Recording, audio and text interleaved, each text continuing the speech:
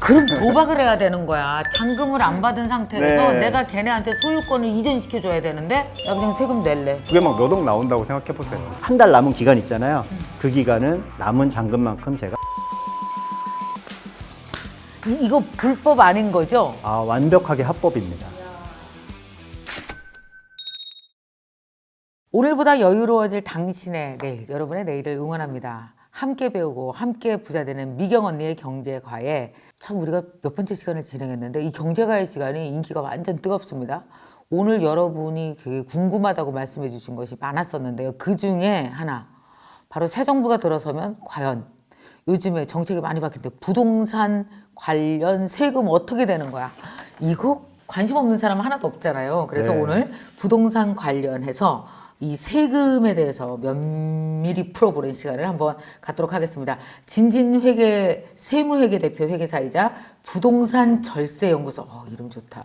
소장이신 이승현 회계사님 나와주셨습니다. 안녕하세요. 예, 안녕하세요. 진진세무회계의 이승현 회계사입니다. 네, 반갑습니다. 네, 반갑습니다. 참 요즘에 사람들이 정말 상담 많이 오겠어요.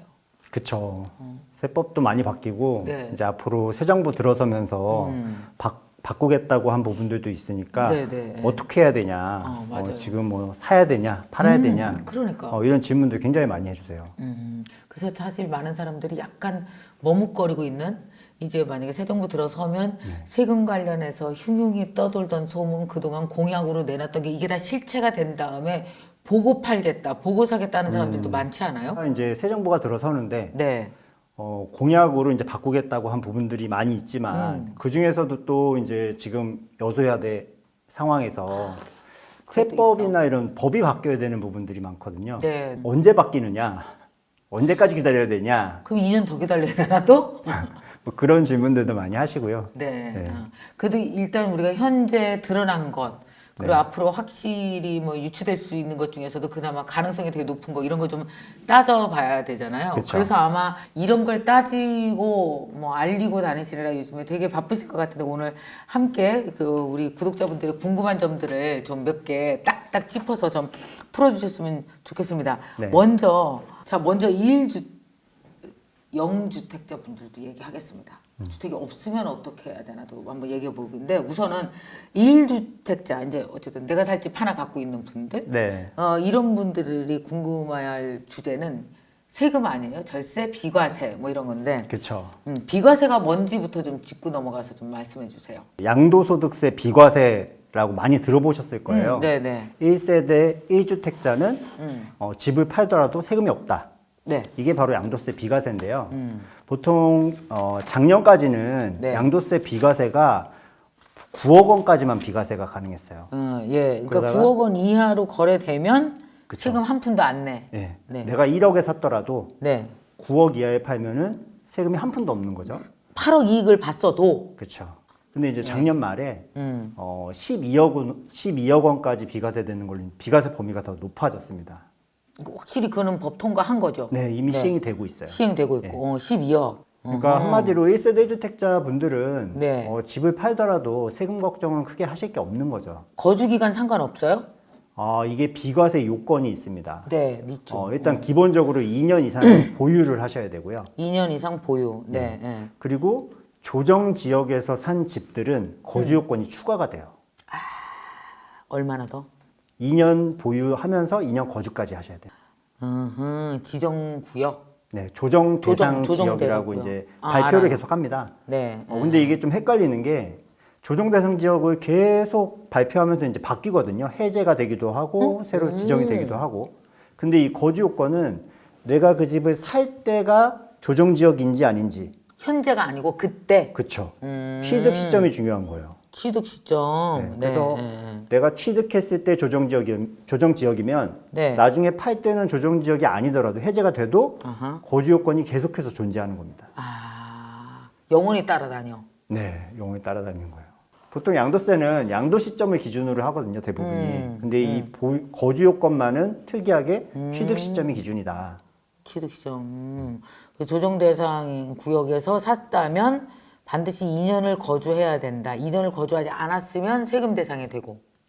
그쵸. 그죠? 2년 거주를 안 했으면은 비과세가 안 되니까 양도세를 내야 되는 거죠.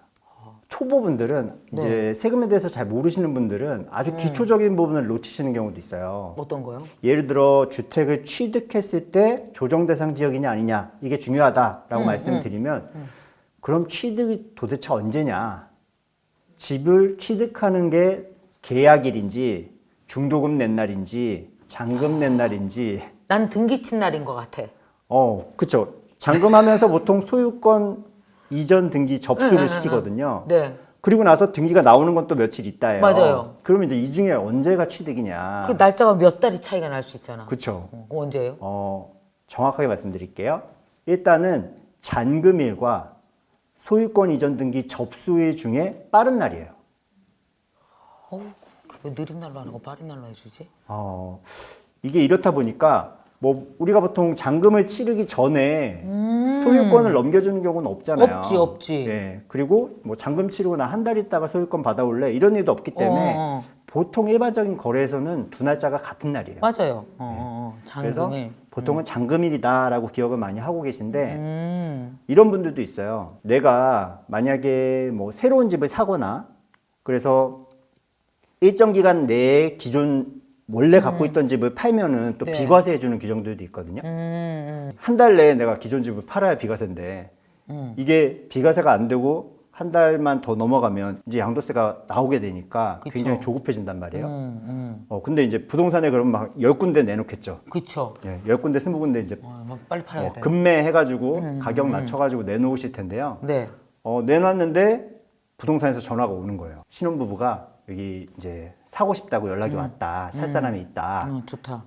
근데 이 사람들이 기존 집을 팔고 와야 되니까 계약은 하는데 잔금일은 2달 후야. 그러면 안 되는 거지. 한 달 내에 잔금을 못 치르는 거예요. 그거 못 치르지. 근데 우리는 잔금일이 취득일 양도일이니까 그렇지. 잔금일 기준으로 한단 말이야. 그러니까. 이럴 때 써먹을 수 있는 게 뭐요? 아까 소유권 이전 등기 접수가 더 빠르면 그날로 본다고 했죠. 그러면 이제 그럼 도박을 해야 되는 거야. 잔금을 안 받은 상태에서 네. 내가 걔네한테 소유권을 이전시켜 줘야 되는데 그렇죠. 불안하시죠. 하실 수 있겠어요? 안 해. 나 같으면 나 그냥 세금 낼래. 아니다. 세금이 크면 세금이 얼마야? 그게 막 몇 억 나온다고 생각해 보세요. 몇 억이면 또 야, 이러면은 부부가 잠을 못 자겠다. 아니지, 부부가 아니야. 온 집안이 잠을 못 자겠다. 시댁 친정 포함하여. 그래서 이럴 때 보통 많이 하시는 방법이 그 잔금이 예를 들어 2달 후에 준비가 된다. 그걸 뭐 빨리 내가 할 수가 없잖아요. 예, 그러면은 잔금은 그럼 2달 있다 주세요. 대신에 한 달 안에 제가 소유권을 먼저 드리고 한 달 남은 기간 있잖아요. 그 기간은 남은 잔금만큼 제가 전세를 살겠습니다. 전세 계약서를 쓰는 거예요. 그렇게. 그 한 달, 2달을. 그렇죠. 그래서 그 집을 차지하고 있는 거구나. 그래서 소유권을 넘겼으니까 나는 양도를 했고 그럼 비과세가 되겠죠. 기간 내에 했으니까. 그렇지? 그리고 나서 한 달은 내가 더 살다가 잔금 받아서 나가면 되는.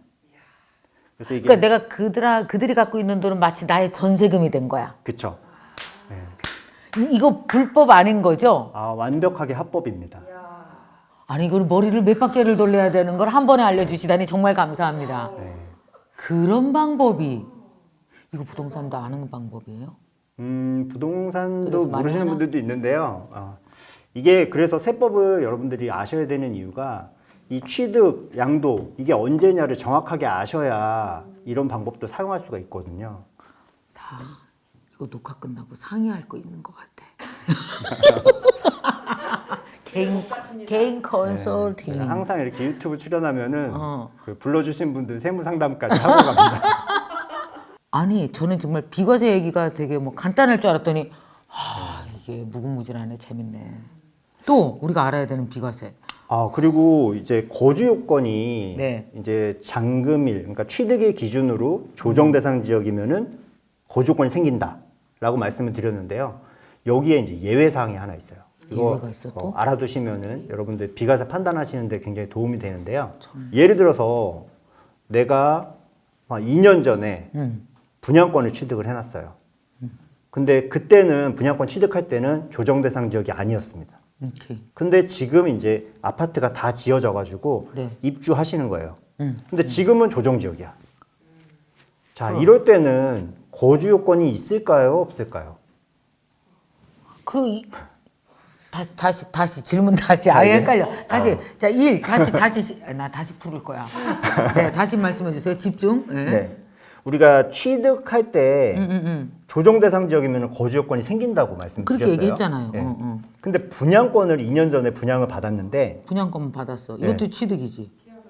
그렇죠. 분양권의 취득이죠, 그때는. 분양권. 근데 그때는 조정 지역이 아니었어요. 아니었어.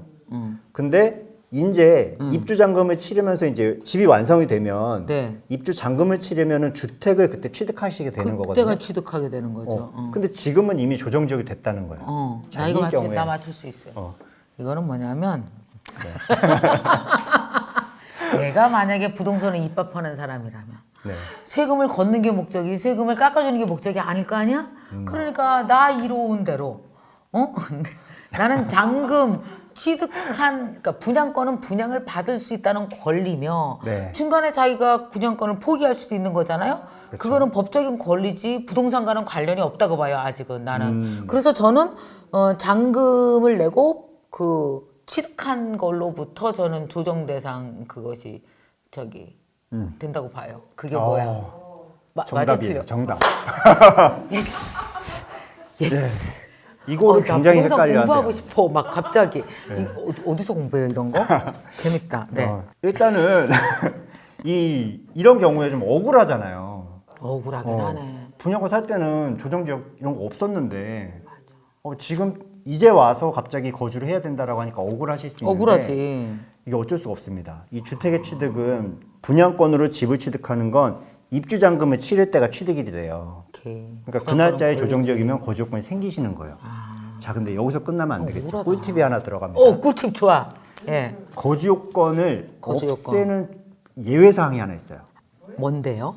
계약할 때는 비조정 지역이었어요. 잔금할 때 조정 지역이 됐어요. 네. 이런 분들은 계약 당시에 만약에 내가 살고 있는 같은 세대원들이 모두 무주택자다. 그러면 거주 요건을 면제해 줍니다. 이렇게 예외 이렇게 복잡한. 그러니까 분양권을 취득할 당시 누가 나의 세대가 그렇죠. 전 세대 같이 살고 있는 세대원들이 세대원들이 그러니까 전부 다 무주택. 그러니까 남편도 무주택, 나도 무주택, 애들은 당연히 무주택이면 네, 이거를 거주 요건을 없애줘요. 그렇죠. 이런 거 딱 보니까 이거 다 저기다 이게 민원 많으니까 조금씩 예외 조항 넣기 시작한 것 같아. 네. 사실 이런 거주 요건 하나하나가 이렇게 좀 어렵다 보니까 어렵네. 이거 누가 다 아는 사람이 없을 것 같아요. 비과세를 판단하는 게 쉬운 일이 아닙니다. 이런 거 몰라서 어리버리 돈 내는 사람도 있다고 보세요? 엄청 많아요. 진짜? 이게 그럼 막 몇 천만 원 단위로 오갈 거 아니야? 백 단위도 아니고. 그렇죠. 최소 몇 천에서 몇 억까지 세금이 왔다 갔다 하는. 그리고 우리가 비과세인 줄 알고 예를 들어 우리 비과세 12억 이하다. 그러면은 양도세 신고를 안 해도 상관없어요. 원칙적으로는. 그래요. 근데 내가 신고를 안 했어. 비과세인 줄 알고. 안 했어. 근데 나중에 비과세가 아니더라. 어떻게 그럴 수가 있어요? 만약에 이런 거주 요건을 없는 줄 알고 2년 보유하고 팔았는데 거주 요건이 있는 케이스였으면 비과세가 안 되겠죠. 그럼 완전히 나중에 독박이네. 네, 그러면 그때 이제 세무서에서 연락이 옵니다. 몇 달 있다가. 그러면서 그럼 막 항명하고 싸우고 그래야 되는 거 아니야 이런 거? 싸워도 안 돼요, 이거는. 세법에 정해져 있기 때문에 대신 싸워주면 안 돼요? 세무 하시는 분이? 제가 대신 싸워드리고 싶은데 이게 세법은 요건에 딱 맞춰서 규정된 대로 해야 되기 때문에요. 만약에 그렇게 비과세인 줄 알았는데 신고도 안 하고 했는데 비과세가 안 됐다. 그러면 그때는 세금 원래 냈어야 될 세금뿐만 아니라 중과세요? 그렇죠. 신고 불성 시 가산세. 네. 이게 무신고는 20%고요. 오 마이 갓. 과소 신고는 10%고 그리고 납부 불성 시 가산세. 늦게 낸 기간에 따라서 그 기간에 따른 한 1년에 한 10% 정도 보시면 됩니다. 그 정도가 또 붙습니다. 무서워 죽겠네. 아니 너무. 그래서 비과세에서 실수가 생기면은 굉장히 나중에 이 가산세까지 큰 문제가 돼요. 그러니까 그냥 야 12억 이하라 우리 집은 비과세 이렇게 할 게 아니네. 뜯어봐야 되네. 절대 안 됩니다. 왜 이렇게 복잡하지? 근데 이거는 어떤 사람이 얘기했는데 비과세는 복잡한 축에도 안 끼인다며 또 어떤 건 더 복잡하다며 집이.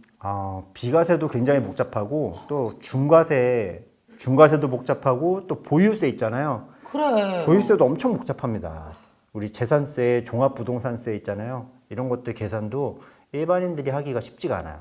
그래도 이제 포인트를 좀 잡고 계시면은 좋으시겠어요. 일반인이 이해 못하는 직업 갖고 계시니까 계속 지속 가능한 직업이 되겠습니다. 제가 제가 이제 부동산 관련된 세금을 이제 네. 전문으로 하겠다라고 와서 이제 나와서 이제 개업을 했는데요. 그때 이후로 주변에 이 부동산 세금을 하시는 세무사님들이 점점 사라져요. 왜? 이게 너무 어려워지니까 세무사분들도 이거 못 해먹겠다. 이거 상담 잘못했다가 뭐 배보다 배꼽이 더 크겠다. 뭐 가산세나 이런 것들 물어드릴 수가 있거든요. 그래서 완전히 블루오션이 됐습니다. 이쪽 업계가. 남들이 안 해서 블루오션 거예요. 네, 저는 그냥 계속 하고 있었는데 경쟁자들이 지금 다 다른 곳으로 전문직 중에 이제 3D 업으로 이쪽이 바뀌어가지고요. 아니야, 나중에 상황 바뀔 거예요. 그렇게 될 것 같아요. 우리 저기 김미경 TV에 자주 나오셔서 부동산에 관련된 얘기를 계속 해주시면서 네. 우리가 다시 한번 그 부동산세 부흥기를 만들어 봅시다. 네. 지금 현재 1주택자이신 분들이 지금 이제 뭐 이렇게 지금 이렇게 세금 정책이 좀 바뀌잖아요. 1주택자에 대해서 바뀌는 세금 정책이 있어요. 이번 새 정부에서는. 1주택자에 대해서는 아직까지는 그렇게 많지는 않고요. 네. 새 정부에서 하고 있는 얘기들은 보유세 부담을 1주택자는 좀 줄여주자. 그래요. 그건 네. 어떻게 돼요? 근데 이 보유세 종합부동산세를 얘기하는 거거든요. 네, 맞아요. 이 종합부동산세에 대해서 지금 정부에서 새로운 이제 인수위에서 하고 있는 이야기는 네.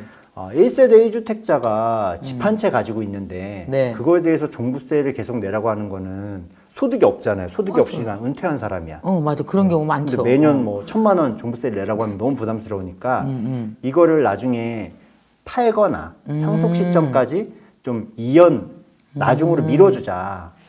이런 좀 제도를 만들자라고 하고 있고요.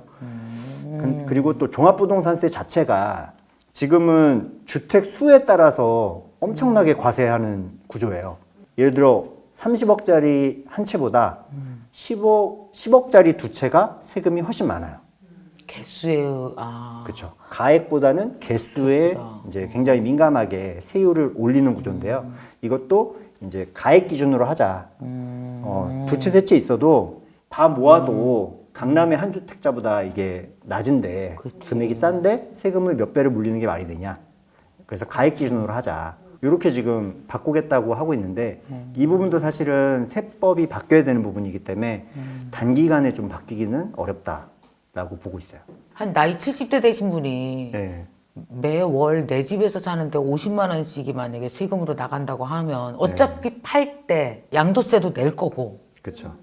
어차피 자식에도 준다 해도 상속세와 증여세를 낼 텐데 이게 사고 팔 때 세금이 높으면은 보유하고 있을 때 세금은 좀 낮거나 그래야 되는 거죠. 사고 팔 때 세금이 낮으면 보유하고 있을 때 세금이 좀 높거나 이래야 되는데 지금은 이제 살 때 취득세도 높고 팔 때 양도세도 높고 보유할 때 재산세 종부세도 굉장히 높아진 상황이니까 왜 우리가 젊은 친구가 돈 없을 때 차 하나 살면 온 세금이 많은 걸 모르고 차 사잖아요. 그렇죠. 그거랑 똑같네요.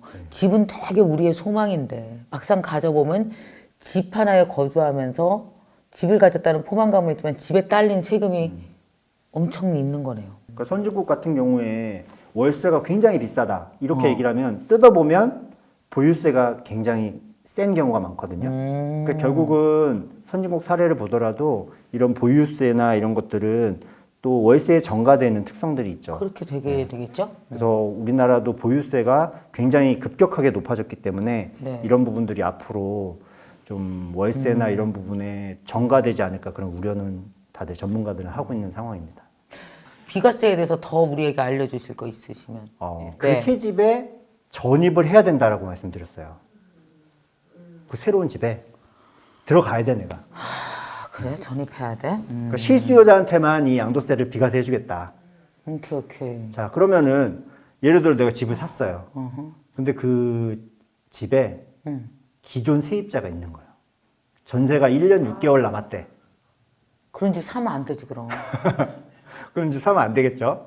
자, 근데 그래도 좀 싸게 나온 거라 샀어요. 아니면 모르고 샀어. 자, 그럴 때는 어떻게 되냐? 이때는 양도세에서는 이 기간을 연장을 시켜줍니다. 세입자가 양도세는. 양도세는 양도세는 세입자가 있어? 그러면 그 남은 기간만큼 최대 2년을 한도로 합니다. 그래서 그 기간만큼 너의 기존 주택을 파는 기간과 새로운 집에 전입해야 되는 기간을 둘 다 연장해 줄게.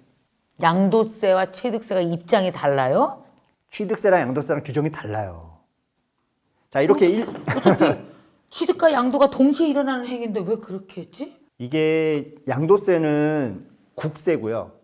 이 취득세는 지방세입니다. 그래서 처리하는 곳이 달라요. 그러다 보니까 이런 기간을 좀 같이 맞춰주면 좋은데 양도세는 연장을 해주는 예외 규정이 있는데 네. 취득세에는 예외 규정이 없어요. 오호. 자, 그래서 여러분들이 만약에 그런 1년 반 남은 새낀 물건을 샀다.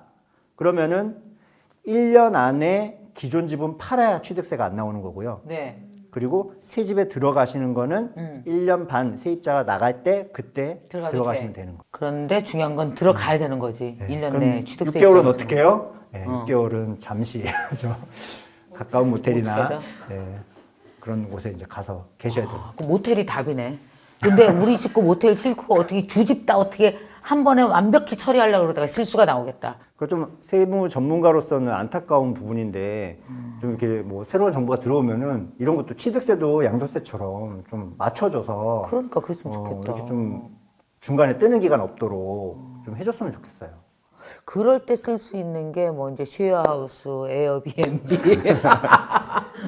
6개월만 잠시 사는데 뭐 이런데 불편하긴 한데 근데 저도 그래 본 적이 있거든요. 네. 근데 주택을 옛날에 저는 원래 주택을 되게 좋아해서 아파트 아니고 주택을 팔았어요. 근데 이런 세금 문제가 아니었고 그 주택을 수리했는데 주택을 수리해 주신다는 분이 돈을 갖고 그냥 갔어. 어디 갔어.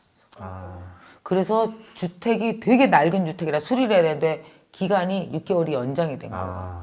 그래서 우리가 들어가려고 그러다가 못 들어가고 할 수 없이 공사를 뭐 한 1개월 멈춘 후 다시 재개하고 계약하고 이러는 동안 우리가 반지하라 그러잖아요. 거기 네. 방 2칸 있는데 6식구가 들어가서 6개월 있었는데 정말 땀 흘리면서 다복하게 여름에 지냈어요. 진짜 그때 고생 좀 했네. 근데 지금은 추억이 됐네요. 근데 주택을 하려면 아니 비과세가 이렇게 어려워? 그래서 사실 너무 어렵습니다. 어렵다 이런 것도 비과세. 좀 사실은 가장 판단하기 쉬운 게 좋은 세법이거든요. 근데 지금은 좀 많이 어렵기 때문에 여러분들이 미리 양도하거나 뭐 취득하거나 이러기 전에 반드시 좀 전문가랑 상담도 받아보시고 알아보시고 결정을 하시는 게 좋을 것 같아요. 전문가라면 명함 받았어. 진진 세무회계. 이렇게 서초동 계시군요. 너무 먼데 여기서 어쨌든 정말 왜 우리가 그냥 너무 자신의 기본 상식만 믿을 것이 아니라 한 번쯤 이렇게 중요한 그러니까 몇 천만이던 돈이 몇 백만 원이건 어쨌든 1,000만 원 이상 돈이 움직일 땐 다시 한번 좀 봐야 돼요. 그렇죠. 차라리 전문가에게 상담받는 비용이 훨씬 싸. 그리고 한 번 배워두면 네. 계속 아니다. 부동산 세법 자꾸 계속 바뀐다며요. 바뀌어서 어려운 점이 있지만 그래도 여러분들 소중한 재산 내가 그동안 사실 집 한 채가 정말. 내 재산의 대부분인 분들도 아, 대부분이잖아요. 거의 다 그런 분들이. 대부분이죠, 그럼요. 그런 의사결정 하실 때는 반드시 좀 알아보고 결정을 하시는 게 좋습니다. 특히 다주택자분들은 이런 세금 규정을 제대로 모르시면은 굉장히 큰 세금을 생각지 못한 세금을 내실 수가 있습니다. 우선은 취득세. 취득세 부분에서는 다주택자 두 번째 집, 세 번째 집부터는 취득세가 8%, 12%가 나와요. 조정 대상 지역은 두 번째 집부터 바로 8%고요. 원래는 얼마인데? 원래는 금액대별로 다릅니다. 6억 이하 집은 좀 싸니까 네. 1%만 내게 해주고요. 아, 1%. 네. 6억에서 9억 사이는 이렇게 세율이 비스듬하게 올라갑니다. 1에서 3%까지 이렇게 쭉 올라가요. 아하, 네. 그리고 9억이 초과되면 네. 3%가 넘어요. 네. 3%를 취득세로 내는데 물론 여기에 이제 뭐 지방소득세라든지 농어촌 특별세라든지 이런 것들이 붙어가지고 최소 1.1%에서 최대 3.3%까지. 이게 다주택자 얘기하시는 거죠? 아니에요. 아니. 무주택자가 첫 번째 집 살 때. 아, 첫 번째 집사. 네. 다주택자는 8에서 12%. 아, 네. 그래서 조정지역에서는 두 번째 집 살 때부터 바로 8%가 적용되고요. 세 번째 집 넘어가면 세 번째 집부터 계속 12%. 그 집을 여러 채를 이제 첫 번째 집일 때는 첫 번째는 1에서 3%, 두 번째는 8%, 세 번째는 12%. 이게 누적해서 갖고 있을 때의 경우죠? 그렇죠. 누적해서 내가 한 채, 두 채, 세 채. 응? 그렇죠. 쌓아 나가면. 쌓아나가면. 근데 이제 비조정 대상 지역, 그러니까 조정 대상 지역이 아닌 곳에서는 한 채씩은 여유를 주고 있어요. 그래서 첫 번째 비조정 지역은 첫 번째 집도 1에서 3%, 두 번째 집도 1에서 3%, 세 그다음 번째 집부터 8%, 네 번째 집부터 12%. 이거 지금 우리 무슨 세 얘기하는 거예요? 이거? 취득세. 아, 취득세. 아. 살 때 나 지금 헷갈려 갖고 이게 찰 때 취득세. 몇 네. 프로 몇 프로 이런 얘기하니까 사실 너무 헷갈려요. 아이고 죽겠네. 금액으로 얘기를 해드릴게요. 이해하기 그래 쉽게. 그게 낫을 것 같아. 예를 들어 내가 예를 집을 들어? 두 채를 살 거야. 난 두 채는 살 거예요. 네. 근데 조정 대상 지역에 한 채, 음. 그리고 조정 대상 지역이 아닌 곳에 한 채를 사겠다. 네. 두 채야. 뭐 사는 집은 두 개 다 6억이라고 할게요. 네. 6억 이하가 1%니까. 네. 자, 내가 먼저 첫 번째 집을 비조정 지역을 사요. 그러면 1% 나오겠죠. 네. 600만 원. 자, 그쵸? 근데 두 번째 집을 조정 지역에 산다. 그렇죠. 그럼 이제 바로 8%예요. 네. 그러면 6억짜리 집을 사는데 아까 뭐 3%라더니 그 어디 간겨? 아, 비조정 지역이라, 조정 지역이라. 조정 지역에는 두 번째 집부터 바로 8%니까 취득세가 뭐 지방세, 농특세 빼도 4,800만 원 나오는 거예요. 600에서 4,800으로 8배가 늘어나는 겁니다. 이거 완전 호박인데? 근데 반대로 내가 반대. 취득 순서를 조정 지역에 먼저 사고 조정 지역 먼저 샀어. 그러면 1%겠죠. 1%지. 네. 그 다음에 비조정 지역을 샀어. 네. 그러면 두 번째 집까지는 비조정 지역은 1% 중과세가 없으니까 그치. 첫 번째 집도 600만 원, 두 번째 집도 600만 원. 그래서 이 취득세에서도 나 참 기가 막혀서 이 순서가 나 진짜. 그러니까 조정을 먼저 사고 비조정을 사야 되는 거야. 맞아요. 그럼 만약에 서울 조정 지역에 하나 샀어. 네. 근데 그게 예를 들어 10억 이하짜리를 네. 샀어. 조정 지역에. 네. 아니면 뭐 경기도에 샀어. 그리고 비조정 지역 또 어딘가 뭐 강원도 원주에 강원도건 샀다. 어떤 고향에 뭐 하나 네. 샀어. 네. 그렇게 하면은 이거는 1%. 그렇죠. 근데 서울 참 운없게도 서울이건 어떤 경기도건 비조정 지역 하나 샀어. 네. 그리고 이제 저기 경기도 어디에 새로 신도시 같은 데인데 좀 싸. 새로 분양해서 그래서 조정 지역을 샀어. 그럼 그러면 취득세가 8%네. 8%. 이거 듣다 처음 듣는 얘기라서 잘 모르겠어요.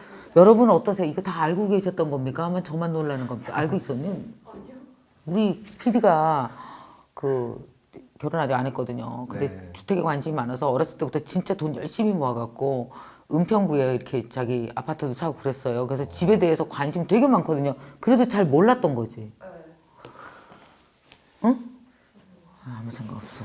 몰랐어. 그러니까 취득 순서에 따라서도 이게 세금이 뭐 몇 천만 원씩 왔다 갔다 하기 때문에 이런 것들은 기본적인 거는 내가 잘 알고 있어야 뭐 누가 알려주지 않거든요. 너 취득세 몇 프로니까 이거 사면 안 돼. 계약서에 도장 찍지 마.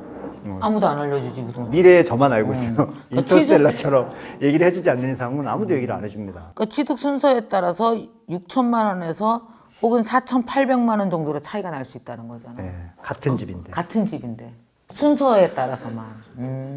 네네. 그래서 이런 취득세에서 중과세 규정 이런 것들을 좀 잘 잘 봐야 알아두실 되겠다. 필요가 있고요. 네, 이거 중요하다. 자, 지금 여러분과 부동산계의 블루스타 세무사, 블루스타라고 부르겠습니다. 블루오션이라.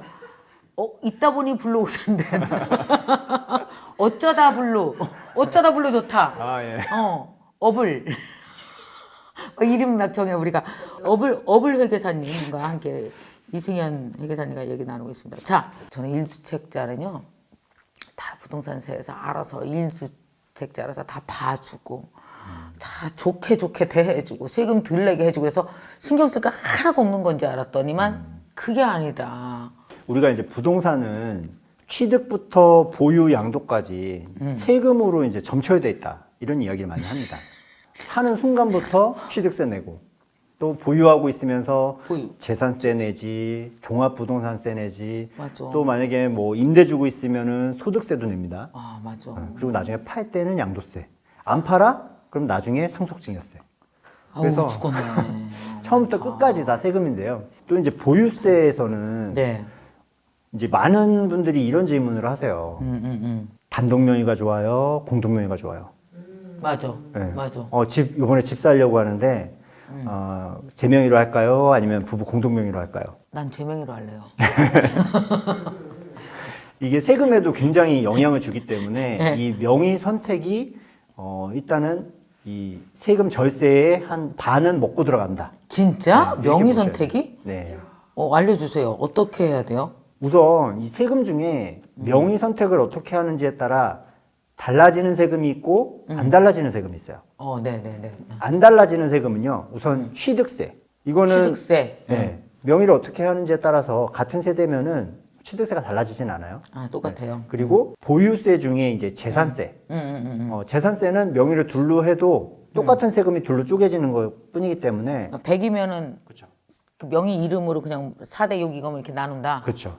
반반이면 50대 50. 50대 이렇게 50. 이렇게 같은 금액이 나온다. 총 합계로는. 취득세 보유세는? 네. 근데 그 외에 종합부동산세라든지 아니면 우리 임대했을 때 소득세라든지 네. 나중에 팔 때의 양도세는 네. 이 공동 명의가 훨씬 유리합니다. 일단 종부세는? 일단 종부세는요. 만약에 1세대 1주택인데 혼자 단독 명의로 갖고 있어. 그러면은 그 주택에 대해서 공제를 해주는 금액이 있어요. 그래서 11억 원을 공제를 해줍니다. 그러니까 우리 공시가격 기준으로 네. 이 세금을 물려요. 예를 들어 아파트가 15억이다. 그러면 공시가격은 뭐 11억, 훨씬 싸죠. 10억에서 11억 이 정도 할 거예요. 근데 이 15억 가지고 종합부동산세를 계산하는 게 아니고요. 이 공시가격, 매년 공시하는 그 금액을 기준으로 하는데요. 그럼 11억 원을 빼주니까 사실 종합부동산세를 내시는 분들은 굉장히 좀 부자인 거죠. 한 15억 정도 되는 아파트를 가지고 있을 때 종부세가 이제 1주택자는 나온다라고 네. 생각하시면 되는데 단독 명의가 아니라 뭐 부부 공동 명의로 가지고 있다. 그럴 때는 이 공시가격 만약에 11억이라고 할게요. 뭐 11억이면 이게 둘로 쪼개집니다. 11. 아니요. 그럼 5억 5천, 5억 5천 이런 식으로. 공동 명의를 가지고 있으면 이제 각 이 종합부동산세는 인별로 과세를 따지는 거예요. 오케이. 그럼 너가 가지고 있는 게 얼마야? 그럼 난 절반만 가지고 있잖아요. 그러면은 11억짜리 집인데 절반이니까 5억 5천. 근데 이 각자한테 공동명의자는 6억 원씩을 빼줍니다. 그럼 낼 게 없네. 그렇죠. 낼 게 없죠. 예를 들어 뭐 12억이라고 할게요. 공시가격이. 그럼 단독명의로 혼자 가지고 있으면은 공제액이 11억이니까 네. 1억이 남죠. 그럼 1억에 대해서 세금을 내야 돼요. 1억 원에 대한 종합부동산세를 내야 되는데 만약에 공동명의로 가지고 있다. 그러면 6억 쪼개지고 공제액이 6억씩 들어가니까 종합부동산세가 안 나오죠. 그리고 만약에 더 고가주택이어도 이 둘로 쪼개지기 때문에 종합부동산세가 더 낮아요. 왜냐하면 종합부동산세는 이제 누진세율이라 그래서 구간이 넘어가면 더 비싸지니까. 구간 넘어가는 금액이 클수록 세율이 높아지는 구조거든요. 근데 단독 명의는 혼자 그 넘는 거에 대한 세율을 다 높은 세율을 맞을 거고 공동 명의자는 반으로 일단 쪼개지니까 거기서 6억 빼고 남는 금액도 쪼개졌으니까 작아지겠죠. 그래서 일반적으로는 공동 명의가 종합부동산세에서도 유리하다라고 얘기를 합니다. 그럼 세무사님 결혼하셨어요? 네, 그럼 결혼했습니다. 다 공동명의 하시겠네요? 그렇진 않고요. 자, 공동명의를 하면은 오히려 안 좋은 케이스도 있어요. 뭐예요 또? 제가 말씀드린 공동명의가 들어야 돼. 유리하다. 이거는 종부세. 종합부동산세에서는 1주택자는 공동명의가 유리합니다. 1주택자는 근데 다주택자. 다주택자는? 2주택자 이상 다주택자는 예를 들어 2주택을 예로 들어볼게요.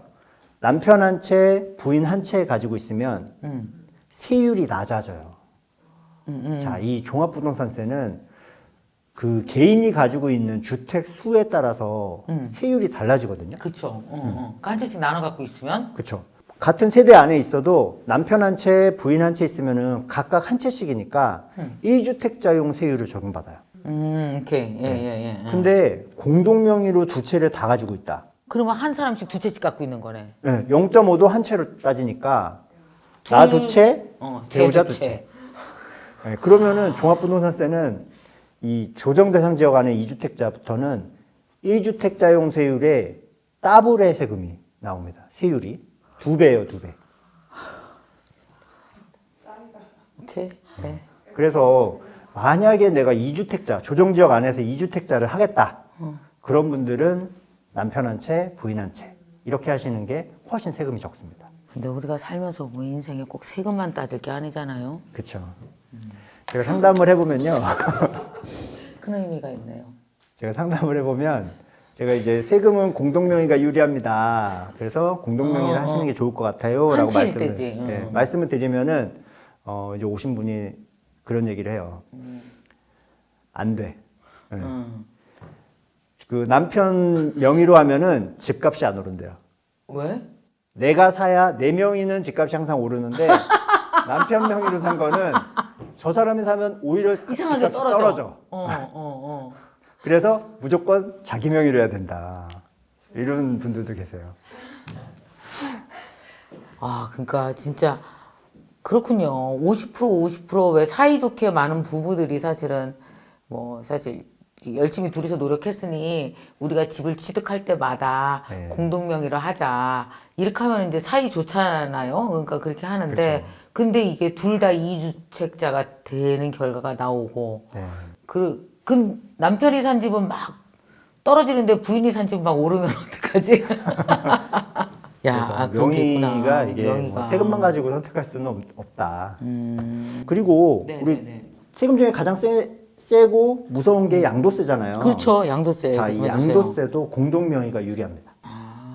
왜냐면요, 이 양도소득세도 인별로 과세를 해요. 그래서 부부가 공동명의로 가지고 있으면은 이 양도 차익이 둘로 쪼개져요. 그렇지.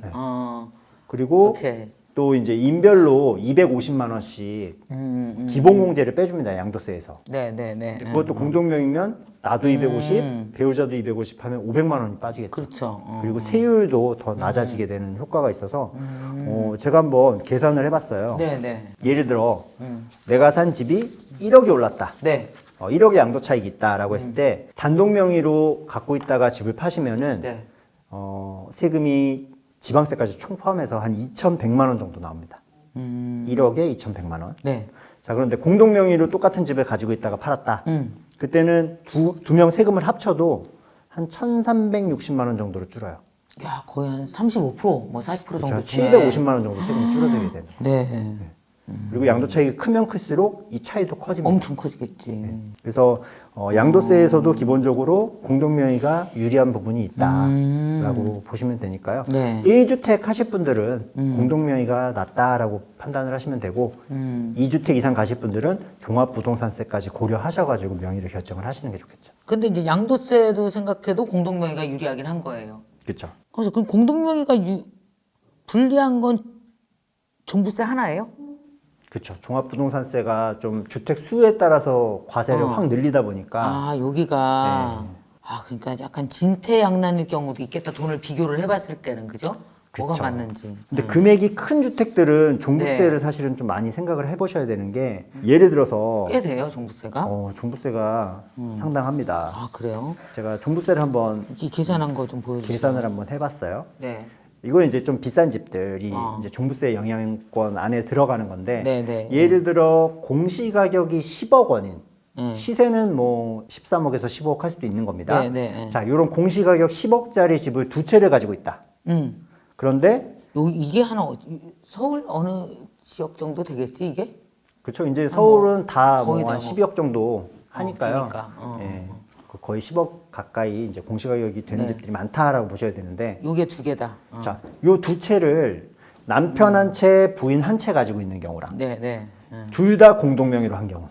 아하. 이때 오케이. 종합부동산세가 어느 정도 차이 나는지를 한번 시뮬레이션을 해보면요. 네, 네. 우선 한 채 한 채 이렇게 가지고 계신 분들은 한 명당 세금이 종부세가 1년에 한 200만 원 정도 나옵니다.